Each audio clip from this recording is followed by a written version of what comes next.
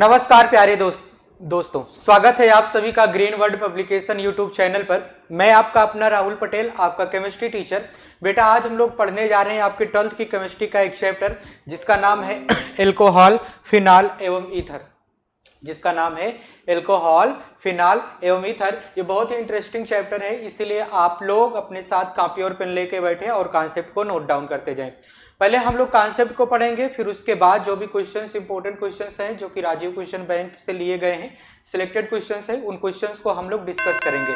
ठीक है बेटा, चलिए पहले हम लोग कॉन्सेप्ट को पढ़ लेते हैं। हाँ, आ जाइए। अध्यायिक दृष्टि में अगर हम बात करें बेटा, इसमें जो मेजर टॉपिक्स हैं वो दिए गए हैं। पहले हम इसको पढ़ लेते हैं। दिया गया है आपको एल्कोहलों का वर्गीकरण और नाम पद्धति। क्या दिया गया बेटा? एल्कोहलों का वर्गीकरण एवं नाम पद्धति आपको दिया गया है। ठीक है बेटा? हाँ सर, ठीक है। एल्कोहलों के वर्गीकरण और नाम पद्धति की बात करें तो बेटा पहले हमें ये देखना होगा कि एल्कोहलों को हम कितने भाग में डिवाइड कर सकते हैं, यानी कि हम लोग किस तरह से इसको वर्गीकृत कर सकते हैं। फिर उसके बाद हम लोग इसका नामकरण सीखेंगे कि इसको क्या नाम देंगे, उसको क्या नाम देंगे, उसको क्या नाम देंगे। ठीक है बेटा? हाँ, आ जाइए जरा। हाइड्रॉक्सी समूह से आबंधित कार्बन पर जुड़े एल्काइल समूहों की संख्या 1, 2 और 3 के आधार पर एल्कोहलों को क्रमशः प्राथमिक, द्वितीयक या तृतीयक वर्गों में वर्गीकृत किया जाता है। मेरी बात गौर से सुनिएगा बेटा। अगर हम एल्कोहलों की बात करते हैं ना, तो ये किस कार्बन से जुड़े हैं। ठीक है, एल्कोहल में तो OH समूह होता है, ये सब आप लोग जानते हो। 11th क्लास में आप लोगों ने नामकरण पढ़ा था ना, यूपीएससी नेमिंग जब आप लोगों ने पढ़ा था, अपने क्रियात्मक समूह भी पढ़ा था, फंक्शनल ग्रुप जिसको कहते हैं, उसको आप लोगों ने पढ़ा था। उसमें आपको बताया गया था कि जो एल्कोहल होता है उसका प्रतीक क्या होता है बेटा? OH होता है। ये सारी बातें आप लोगों ने की थी, पढ़े थे। अगर हम बात करें कि OH कार्बन की श्रृंखला में किस कार्बन से जुड़ा है, यानी कि वो कार्बन जहां पे वो OH जुड़ा है, क्या एक कार्बन से ही जुड़ा है? अगर एक कार्बन से जुड़ा है तो सीधे सीधे बोल देना कि वह प्राथमिक एल्कोहल है। अगर वो 2 कार्बन से जुड़ा होगा तब जाके वहां पे एल्कोहल OH समूह जुड़ा होगा, तब ये बोल देना कि वो द्वितीयक एल्कोहल है। ठीक है? अगर इसी तरह से वो कार्बन 3 अन्य कार्बन के द्वारा जुड़ा हो, उससे जाके OH समूह जुड़ा होता है, तब उसको हम लोग कहते हैं तृतीयक एल्कोहल। क्या कहते हैं बेटा? तृतीयक एल्कोहल कहा जाता है। ठीक है, चलिए ध्यान दीजिएगा। पहले हम इसको एक बार रीड करते हैं, फिर उसके बाद सब आपको समझाते हैं। हाइड्रॉक्सी समूह से आबंधित कार्बन पर जुड़े एल्किल समूहों की संख्या 1, 2 और 3 के आधार पर एल्कोहलों को क्रमशः प्राथमिक कहा जाता है, द्वितीयक कहा जाता है। देखो इसको चिन्ह से भी प्रदर्शित किया गया है। प्राथमिक को देखो 1 डिग्री से प्रदर्शित किया गया है, द्वितीयक को देखो 2 डिग्री से प्रदर्शित किया गया है, तृतीयक को 3 डिग्री से प्रदर्शित किया गया है। ठीक है बेटा? हाँ सर, वर्गों में वर्गीकृत किया जाता है। जैसे इसको देखो, ये जो कार्बन है ना, एक ही एल्काइल समूह से जुड़ा है, यानी कि इसके पास अगर बंध की संख्या मतलब कार्बन बंध की बात करें, कार्बन बंध मतलब एल्काइल समूह से जुड़ा हो, कार्बन से जुड़ा हो। ये जो R है ना, ये एल्काइल समूह है, इसके पास कार्बन है। क्या है बेटा? कार्बन है। तो सीधे सीधे बात करें कि ये कार्बन सिर्फ एक ही बंध के द्वारा कार्बन से जुड़ा है। हाँ ठीक है, और इससे जाके OH जुड़ा है, तब इसको कहा जाता है 1 डिग्री एल्कोहल। क्या कहते हैं बेटा? इसको 1 डिग्री एल्कोहल कहा जाता है। ठीक है? हाँ सर, ठीक है। इस पे देखो जरा, ये कार्बन जो है, ये कार्बन एक एल्काइल समूह से जुड़ा है इस साइड पे, और एक एल्काइल समूह से जुड़ा है इस साइड पे, यानी कि ये कार्बन 2 अन्य कार्बनों के द्वारा बंध बना रखा है। अब जब 2 अन्य कार्बनों के द्वारा बंध बना रखा होता है, तो यानी कि उसको 2 डिग्री कहते हैं, यानी कि द्वितीयक कहते हैं। उससे अगर OH जुड़ेगा तो उसको 2 डिग्री एल्कोहल कहेंगे। क्या कहेंगे बेटा? 2 डिग्री एल्कोहल कहा जाता है। ठीक है, अब यहाँ पे अगर हम बात करें, ये कार्बन देखो इस वाले से जुड़ा है एक क्रियात्मक समूह से, ऊपर एक एल्काइल से, नीचे भी एक एल्काइल से, यानी कि इसके पास 3 कार्बन बंध हैं। कितने कार्बन बंध हैं बेटा? 3 कार्बन बंध हैं। तो ये कार्बन कैसा हुआ? तृतीयक हुआ। और इससे जब जाके OH समूह जुड़ा, तब इसको हम लोग कहेंगे 3 डिग्री एल्कोहल। क्या कहेंगे बेटा? 3 डिग्री एल्कोहल, यानी कि तृतीयक एल्कोहल कहा जाएगा। ठीक है, मैंने आपके सामने लिख दिया है। चलें आगे बढ़े बेटा। हाँ, अब देखो ये लिखा भी है, ये लिखा भी तो है, प्राथमिक एल्कोहल, द्वितीयक एल्कोहल, तृतीयक एल्कोहल। ठीक है बेटा, हाँ सर ठीक है। आइए एल्कोहलों की सामान्य नाम पद्धति की अगर हम बात करें तो आप कब एल्कोहल बोल सकते हो किसी को, जब आपको कार्बन के समूह में, कार्बन की श्रृंखला में OH समूह जुड़ा हो। क्या जुड़ा हो बेटा? OH समूह जुड़ा हो, यानी कि हाइड्रोक्सी समूह जुड़ा होता है, तब हम उसको क्या बोल सकते हैं? एल्कोहल। ठीक है, हाँ, एल्काइल समूह यानी कि कार्बन की श्रृंखला से जुड़ा हो। अगर हम बात करें इसके नामकरण की, तो नामकरण के लिए आपको अनुलग्न, नामकरण में आपको अनुलग्न क्या जोड़ना है बेटा? अनुलग्न ऑल जोड़ना है। क्या जोड़ना है बेटा? अनुलग्न ऑल जोड़ देना है नामकरण में, यानी कि सबसे लास्ट में आपको ऑल जोड़ना है। उदाहरण के लिए देखो, मिथाइल है, यानी कि एक कार्बन है तो मिथाइल ही कहोगे, उससे OS जुड़ा है। ठीक है, तो इसको क्या कहोगे? मिथाइल एल्कोहल, या सीधे सीधे बोल दोगे मेथिल और ऑल लगा दोगे, मेथेन हो। देखो इसको बोलोगे मेथेन, इस तरह से बोलना है तो मेथिल एल्कोहल कहो, नहीं तो इसको मेथेन कहो, इसके साथ ऑल जोड़ दोगे तो मेथेनॉल हो जाएगा। हो जाएगा कि नहीं हो जाएगा बेटा? और जैसे इसको देखो, ये एथिल एल्कोहल कहो, एथिल एल्कोहल कहो, या फिर एथेन लिख के उसके बाद में ऑल जोड़ दो, एथेनॉल हो जाएगा। हो जाएगा कि नहीं हो जाएगा? एथेन लिख के उसके बाद में ऑल जोड़ दो, एथेनॉल हो जाता है कि नहीं हो जाता है? हो जाता है। ठीक है बेटा, हाँ सर ठीक है। चलिए आगे बढ़े।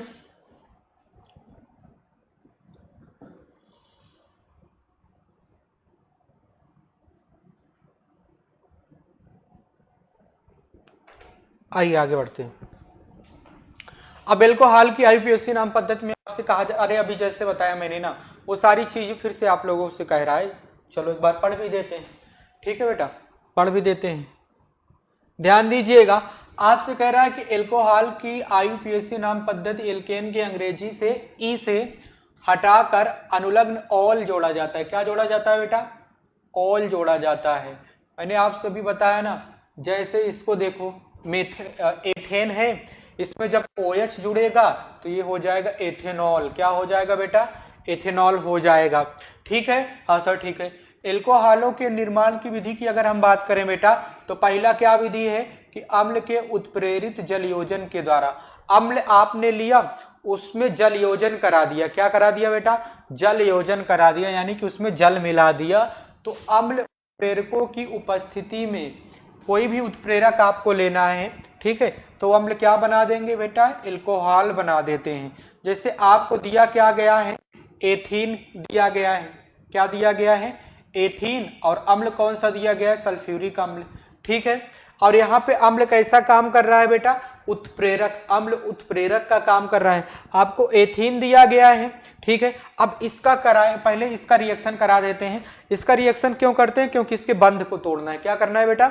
बंध को तोड़ना है। तो जब बंध तोड़ोगे तो ये बन जाएगा, क्या बन जाएगा बेटा? ये बन जाएगा आपका एथाइल। क्या बन जाएगा? एथाइल क्रियात्मक समूह, जिसको एथिल कहते हो। एथाइल एथिल बात एक ही है। एथिल क्रियात्मक समूह हो गया। अब इसका करा रहे हैं जल योजन, यानी कि इसमें हम पानी जोड़ रहे हैं। क्या जोड़ रहे हैं बेटा? पानी जोड़ रहे हैं। तब ये क्या बना देगा बेटा? देखो एथाइल है ही, अब उसमें पानी में से इसको OH मिल गया तो ये बन गया एथेनॉल। क्या बन गया बेटा? ये एथेनॉल बन गया है। ठीक है, दिखाई दे रहा है सभी को? क्लियर है बेटा? हाँ सर, क्लियर होना चाहिए। बहुत ही सिंपल टॉपिक है। अगर ये नहीं क्लियर होगा तो आप लोगों को आगे क्या ही क्लियर होगा बेटा? मतलब ये सारी चीजें आप लोगों को कंफर्म होनी चाहिए। आपने नामकरण पढ़ा था 11वीं क्लास में, उससे ये चीजें आप लोगों को पता हो जाती हैं।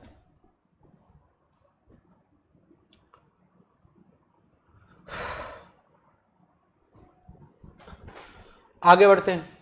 हाँ, अब कह रहा है कि जो अभी आपने एल्कोहल बनाने की क्रिया कराया था ना, उसके बारे में क्या कह रहा है? उसके बारे में कह रहा है कि इस अपक्रिया में पहले एल्काइल हाइड्रोजन सल्फेट बनता है। चलिए कोई बात नहीं, फिर जाके एथेनॉल बनता है।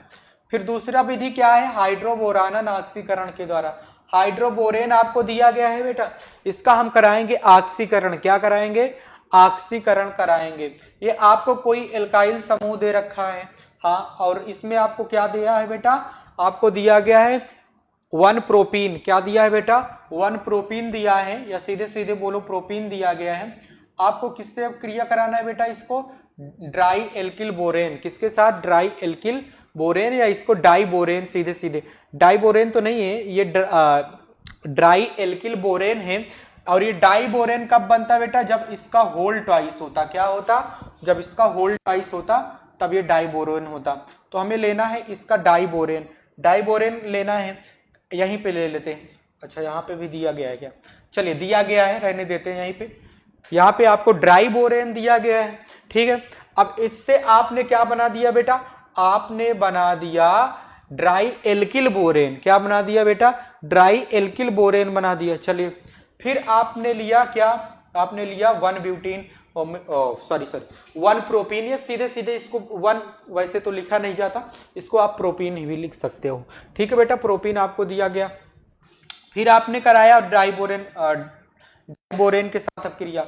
अब फिर जब आपने डाइबोरेन के साथ अपक्रिया कराया तो आपको ये मिला, ठीक है बेटा। अभी बोरेन जुड़ रहा है, अभी बोरेन जुड़ रहा है और कार्बन के पास हाइड्रोजन की संख्या परिपूर्ण हो रही है। फिर क्या हो जाएगा बेटा, ये हो जाएगा अलग, बन जाएगा क्या आपका, बन जाएगा प्रोपेनॉल। क्या बन जाएगा बेटा, प्रोपेनॉल बन जाएगा, ठीक है। ये अपक्रिया थोड़ा इधर उधर हो गई है, मतलब ये बीच में आनी चाहिए थी, यहाँ पे दे दिया गया, कोई बात नहीं है। हमें सीधा मतलब था कि हमारा ये डाइबोरेन से क्या बनना चाहिए, एल्कोहल बनना चाहिए। चलिए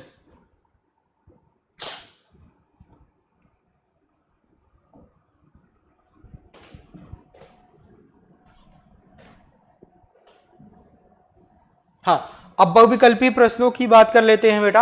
अब हम लोग बहुविकल्पी प्रश्नों की बात करने जा रहे हैं। आप लोग ध्यान से सुनिएगा, ध्यान दीजिएगा, क्वेश्चंस को करने की कोशिश कीजिएगा बेटा, ठीक है। चलिए पहले क्वेश्चन की हम बात कर लेते हैं।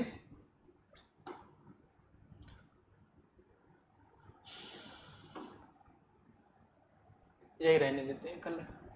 पहले क्वेश्चन की अगर हम बात करें तो आपसे कह रहा है 2 फिनाइल प्रोपीन को जब अम्लीय उत्प्रेरक जल योजन किया जाता है तब क्या बनता है। आपसे कह रहा है कि 2 फिनाइल प्रोपीन का जब अम्लीय उत्प्रेरक जल योजन किया जाता है तब क्या बनता है। सीधे सीधे हमें क्या बनाना है, 2 फिनाइल दिया गया प्रोपीन, तो 2 फिनाइल 2 प्रोपेनॉल, 2 पे फिनाइल, ओके, 2 पे ही प्रोपेनॉल,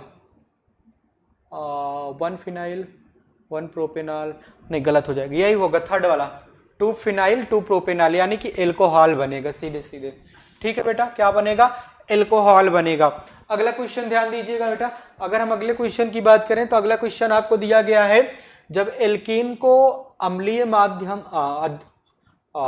माध्यम से उत्प्रेरित किया जाता है तब क्या बनता है। ये चीज आपने अभी पढ़ा ना बेटा, इसको आपने पढ़ा कि आपको एल्कीन कोई दिया जाएगा और उसको अम्लीय माध्यम का उत्प्रेरक लेके इसका अपक्रिया करा दोगे तो क्या बनता है। सीधे सीधे आपको पता होना चाहिए, जनरली ये बनाता है 1 डिग्री एल्कोहल। क्या बनाता है बेटा, 1 डिग्री एल्कोहल बनाता है।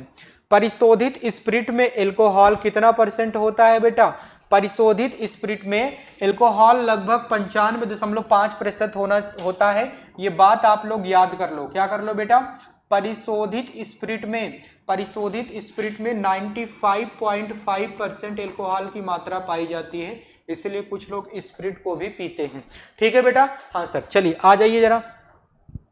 एल्कोहल के निर्जलीकरण के समय एल्कीन को सल्फ्यूरिक अम्ल से क्रियाशील करते हैं तो प्रारंभिक चरण में बनता क्या है।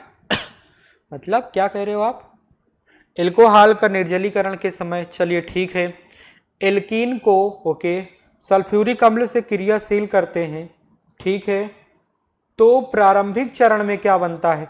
अभी हम लोगों ने पढ़ा था ना बेटा, अभी हम लोगों ने पढ़ा था कि प्रारंभिक चरण में आपका कार्ब धनायन बनेगा। क्यों, क्योंकि हाइड्रोजन कार्बन का बंध वियोजन होगा, ठीक है, तो एल्किल मूलक बनेगा और कार्बन पे धन चार्ज आएगा, ठीक है। क्यों आएगा, क्योंकि आपको क्या दिया गया है, एल्कोहल दिया। चलिए हाँ, एल्कोहल दिया गया था, ठीक है बेटा, बना के देखते हैं, नहीं तो ऐसे नहीं समझ में आएगा बताने पे। आपको मान लीजिए कौन सा एल्कोहल दे दें, आपको दे देते हैं CH3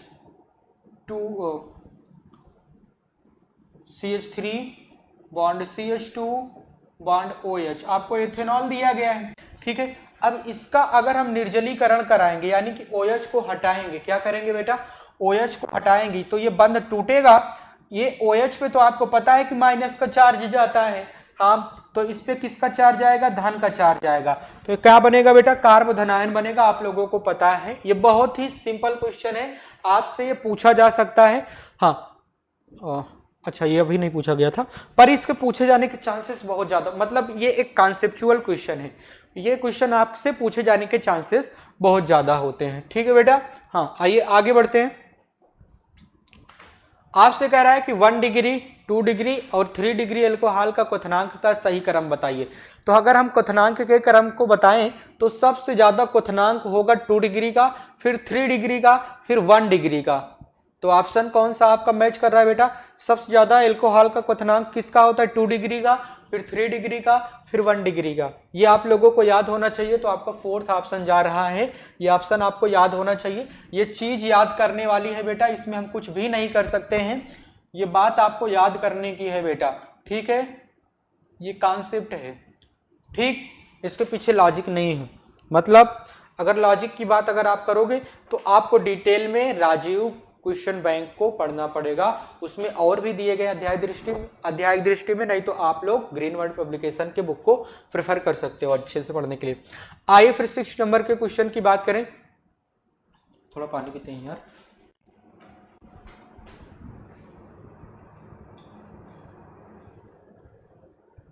पानी है भी कि नहीं पता नहीं, कब का रखा गया है। आइए 6th पॉइंट पे अगर हम बात करें बेटा, 6th क्वेश्चन आपको कह रहा है लुकास अभिकर्मक के प्रयोग से क्या बनाया जाता है। अगर हमें लुकास अभिकर्मक दिया जाए तो उससे हम लोग क्या बना सकते हैं, ये चीज भी याद करने वाली है बेटा। ये आपको 2018 में क्वेश्चन पूछा था आपके यूपी बोर्ड में। कहाँ पे पूछा गया था बेटा, ये आपके यूपी बोर्ड में पूछा गया था, इसीलिए बहुत इंपॉर्टेंट क्वेश्चन है। ये याद करना कि लुकास अभिकर्मक के द्वारा हम लोग क्या बना सकते हैं, एल्कोहल बना सकते हैं। क्या बनाते हैं बेटा, एल्कोहल बनाते हैं। ये चीज आप लोगों को पता होनी चाहिए, बहुत ही इंपॉर्टेंट क्वेश्चन है ये। ठीक है। हाँ, और एक 7वें क्वेश्चन की अगर हम बात करें बेटा, 7वें क्वेश्चन में कह रहा है कि यह प्रबल अम्ल है, इसमें से आपको बताना है कि कौन सा प्रबल अम्ल होगा। आपको पता होना चाहिए नाइट्रोफिनॉल जो होता है, नाइट्रोफिनॉल जो होता है प्रबल अम्ल होता है, नाइट्रोफिनॉल प्रबल अम्ल होता है, इसकी अपेक्षा फिनॉल नहीं है, ये भी नहीं है, ठीक है, ओके, ये भी नहीं है, ये तो है ही नहीं।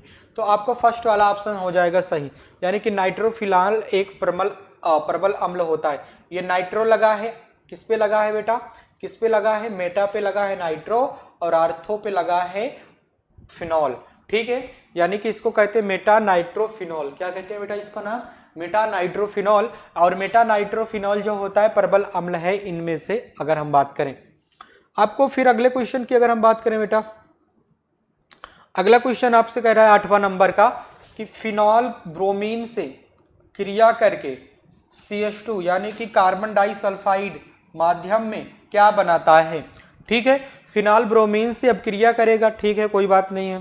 कार्बन डाइसल्फाइड की उपस्थिति में क्या बनाएगा, चलिए ये बनाएगा आपका आर्थो पैरा ब्रोमीन, ब्रोमोफिनॉल बनाना है ना, तो ब्रोमीन तो आर्थो पे जुड़ेगा, आर्थो पे जुड़ेगा, ओके, पैरा पे जुड़ेगा, आर्थो पैरा,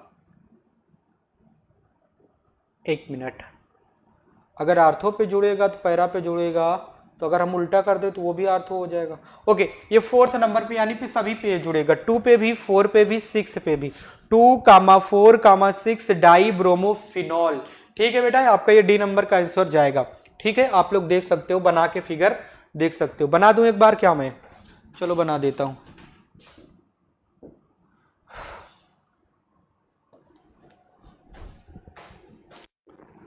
आपको क्या दिया गया है बेटा, आपको फिनॉल पहले दिया गया है,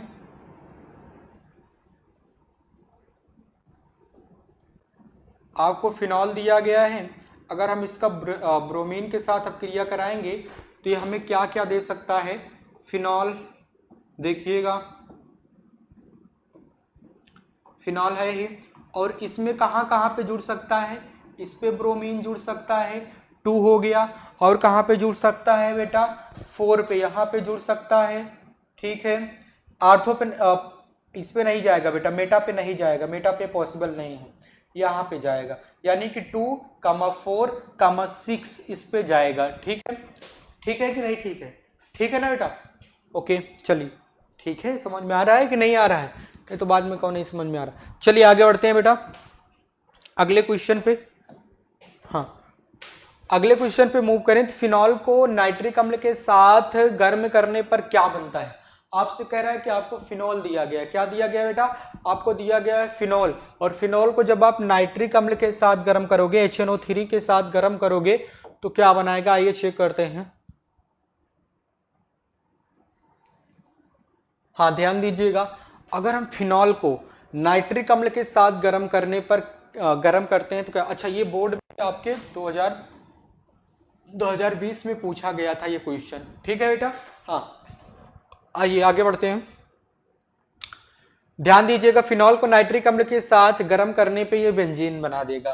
क्यों? क्योंकि अम्ल के साथ अपक्रिया कराने पर, अम्ल के साथ अपक्रिया कराने पर OH हट जाता है। OH क्या हो जाता है बेटा? हट जाता है, यानी क्या इसका क्या हो जाता है? हाइड्रोलिसिस, यानी कि जल वियोजन हो जाता है। क्या हो जाता है? हाइड्रोलिसिस का मतलब जल वियोजन हो जाता है, या जिसको जल रागी अवक्रिया भी कहते हैं। ठीक है, चलिए आगे बात करें बेटा। जब फिनॉल को 2H से क्रिया, 2H मतलब यहां पे सीधे सीधे H2 लिखना चाहिए था यार, 2H का कोई लॉजिक ही नहीं। रुको जरा, हम इसको हटाते हैं। ये 2H नहीं है बेटा, H2 होना चाहिए, हाइड्रोजन। ठीक है, अरे हटाओ, यहीं पे लिख देते। ठीक, आपसे कह रहा है कि जब फिनॉल को 2H से क्रियाशील किया जाता है तब ये हमको क्या देता है? फिनॉल को 2H से क्रियाशील करने पे ये हमको क्या देगा? बेंजाइलडिहाइड? नहीं, फिनॉल है तो ऐसा तो कर नहीं सकता बेंजाइलडिहाइड। एक मिनट, बेंजाइलडिहाइड देने की संभावना कब होगी? HCOH? नहीं, कभी नहीं, COH तो देगा ही नहीं। बेंजीन बनाएगा, टॉलुइन बनाएगा, टॉलुइन भी नहीं बनाएगा। बेंजोइक अम्ल की बात करोगे तो वो भी नहीं देगा, क्योंकि कार्बन नहीं है ना वहां पे, ऊपर फिनॉल है। तो सीधे सीधे ये बेंजीन बनाएगा। क्या बनाएगा बेटा? इसमें से सीधे अगर हम बात कर रहे हैं, ठीक है, फिनॉल आपको दिया गया था, चेक कर लेता हूं एक बार, गलत नहीं होना चाहिए। आपको फिनॉल दिया गया था, इसको H2 के साथ अगर रिएक्शन कराएंगे तो ये तो पानी बना देगा। क्या बना देगा बेटा? पानी बना के अलग हो जाएगा, बाकी बचेगा बेंजीन। ठीक है, हाँ ठीक है, चलिए आइए आगे बात करते हैं। बेंजीन बनता है। 12 नंबर के क्वेश्चन की अगर हम बात करें बेटा, 12वें नंबर के क्वेश्चन की अगर हम बात करें, 12वें नंबर पे आपसे कह के आ रहा है कि 1 प्रोपेनॉल आपको दिया गया है और 2 प्रोपेनॉल में अंतर स्पष्ट कीजिए। चलिए, ओ अंतर स्पष्ट किया जाता है। अच्छा, अंतर स्पष्ट किया जाता है, क्यों? कैसे कर सकते हो आप अंतर स्पष्ट? कि MnO4 से ऑक्सीकृत करके, इससे 1 डिग्री 2 डिग्री, रुक जाओ, अम्लीय डाइक्रोमेट से ऑक्सीकृत करके, कॉपर के साथ H2SO4 के साथ ऑक्सीकृत करके। KMnO4 नहीं होगा, आपका होगा कि आप सल्फ्यूरिक अम्ल के साथ ऑक्सीकृत कर दो। इससे आपका पता चल जाएगा कि 1 डिग्री OH है, 1 डिग्री एल्कोहल है, या फिर 2 डिग्री एल्कोहल है। ठीक है बेटा? हाँ सर ठीक है। चलिए आइए आगे बात करते हैं। सांद्र सल्फ्यूरिक अम्ल की उपस्थिति में फिनॉल को थैलिक एनहाइड्राइड के साथ गर्म करने पर क्या बनता है?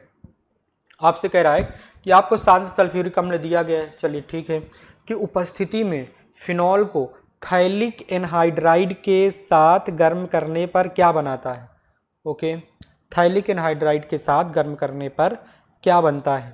थैलिक अम्ल, फिनॉल, फिनॉलएफ्थेलीन, क्या बनाएगा?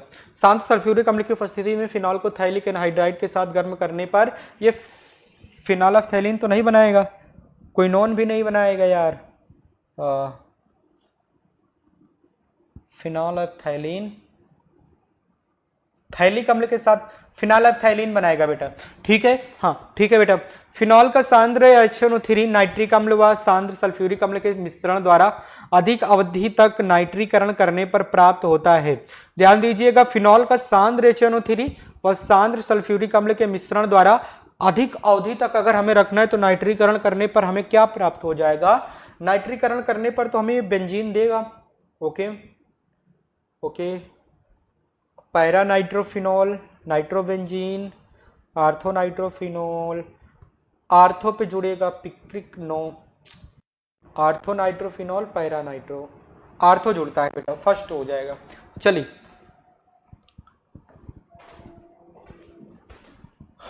आगे क्वेश्चन की अगर हम बात करें बेटा, तो आपको दिया गया है कि एसिटिक अम्ल की क्रिया डाइएजोमेथेन से कराने पर, डाइएजोमेथेन से कराने पर बनने वाला यौगिक क्या हो जाएगा? डाइएजोमेथेन से कराने पर क्या कह रहा है यार?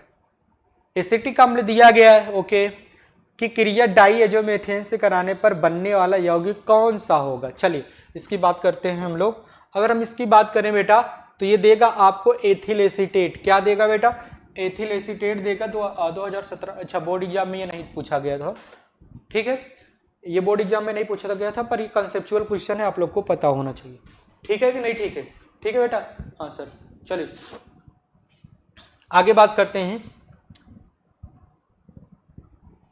आपसे कह रहा है कि निम्नलिखित में पिक्रिक अम्ल कौन सा है?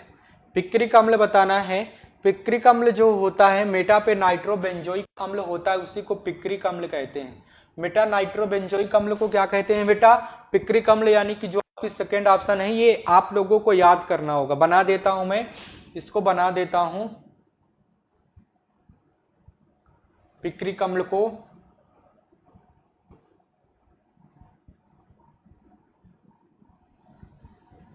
रुक जाओ यार, ढंग का बन जाओ।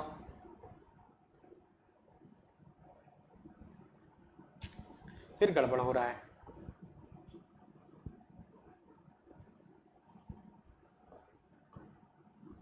किस पे कह रहा है बेटा? मेटा नाइट्रोबेंजोइक अम्ल। मेटा पे NO2 जोड़ देते हैं, NO2, बेंजोइक है तो COOH, ठीक है। हाँ बेटा ठीक है। चलिए ये जो होता है ना, ये होता है पिक्रिक अम्ल। क्या होता है बेटा?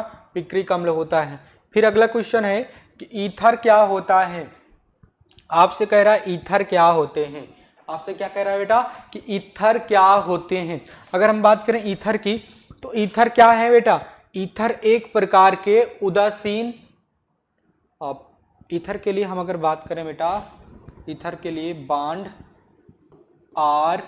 ROR होगा। अगर हम इसको कहें तो ये क्षारीय तो हो नहीं सकता है, उदासीन नहीं नहीं नहीं नहीं, उभयधर्मी भी नहीं होगा, अम्लीय हो जाएगा बेटा, ये अम्लीय होगा, ठीक है।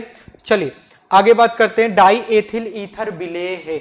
आपसे कह रहा है कि डाई एथिल ईथर जो है वो विलेय है। किसमें विलेय है आपको बताना है, किसमें विलेय है? ध्यान दीजिएगा, जल में कभी नहीं, तनु सल्फ्यूरिक छोड़ दो, सांद्र H2SO4 ये तो सभी को मिला देगा, ये सभी को मिला देगा, ठीक है, सांद्र सल्फ्यूरिक अम्ल में, ठीक। निम्न अपक्रिया में आपको ये दिया गया है, क्या नाम है इसका?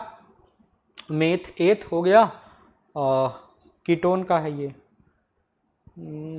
ओ जुड़ा है, फिर से वही डाई इथाइल कीटोन आपको दिया गया है। डाई इथाइल कीटोन दिया गया, किसके साथ कराना है? 4 हाइड्रोजन के साथ कराना है। अगर 4 हाइड्रोजन के साथ अपक्रिया करा दे तो इसके साथ 2 हट जाएगा, ओके हट जाएगा, और उसके बंध में आ जाएगा कि हाइड्रोजन आ जाएगा, तो ये बन जाएगा आपका, क्या बन जाएगा बेटा? 4 कार्बन के लिए क्या कहते हो? मेथ एथ प्रोप ब्यूट, तो ये आपका बन जाएगा ब्यूटेन। क्या बन जाएगा बेटा? ये ब्यूटेन बन जाएगा, ठीक है, ये क्या बनेगा? ब्यूटेन बनेगा। अब किसका विरचन विलियमसन प्रक्रम द्वारा नहीं किया जाता है? आप सीधे सीधे याद रखो, बेंजाइल पैरा नाइट्रोफिनॉल ईथर का आप इसका विरचन विलियमसन प्रक्रम के द्वारा आप नहीं करा सकते हो। आगे बात करते हैं बेटा। हाँ क्वेश्चन यहीं पे होता है खत्म, क्वेश्चन यहीं पे होता है खत्म। आई होप कि आपको ये लेक्चर बहुत अच्छा लगा होगा बेटा। आपको क्वेश्चन बहुत छोटे छोटे थे, बहुत ही सिंपल क्वेश्चन है, इस चैप्टर से बहुत ही सिंपल क्वेश्चंस बनते हैं बेटा। इसीलिए आप लोग अगर और भी क्वेश्चंस को प्रैक्टिस करना चाहते हो तो आप राजीव क्वेश्चन बैंक को आप लोग ऑनलाइन घर बैठे या फिर आप लोग मार्केट से परचेस कर सकते हो, जो कि आप लोगों का हमेशा से ट्रस्ट रहा है। ठीक है बेटा, राजीव क्वेश्चन बैंक, उससे आप लोग बहुत सारे क्वेश्चंस को और भी प्रैक्टिस कर सकते हो, अपने आप को और भी ज़्यादा इंप्रूव कर सकते हो। ठीक है बेटा, अब बात ये हो गई बहुविकल्पी प्रश्न की, आगे हम लोग बात करेंगे अतिलघुत्तरीय प्रश्न की। ठीक है बेटा, ये वक्त हो चुका है आप लोगों से विदा लेने का। ठीक है बेटा, ये वक्त हो चुका है आप लोगों से विदा लेने का। मिलता हूँ आप लोगों से नेक्स्ट लेक्चर में, तब तक के लिए आप सभी को ओके बाय।